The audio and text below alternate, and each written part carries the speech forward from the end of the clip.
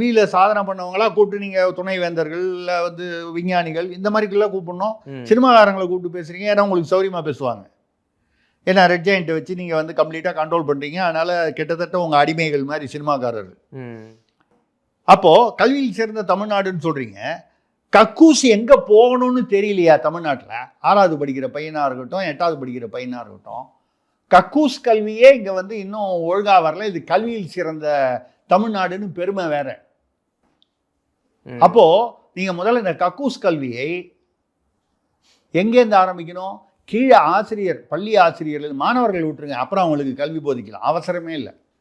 ஆசிரியர்லேருந்து ஆரம்பித்து கல்வி அமைச்சர் வரை, இந்த ஆடுதுறை விஷயத்தை வச்சு சொல்கிறேன், கல்வி அமைச்சர் வரை கல்வியை போதிக்க வேணாம், கக்கூஸ் கல்வியை போதிங்கள். அதாவது கக்கூஸ் எங்கே போகணும், கக்கூஸ் எங்கே போகக்கூடாது, அப்படி போகிறதா இருந்தால் அது தடுப்பு, ஒரு சுயமரியாதை, தன்மானம். இந்த விஷயத்தை கல்வி அமைச்சர்லேருந்து கீழ்நிலையில் உள்ள ஆசிரியர் வரை முதல்ல இந்த கல்வியை பண்ணுங்க. அதுக்கப்புறம் கல்வி சிறந்த தமிழ்நாடுன்னு கொண்டாடுங்க.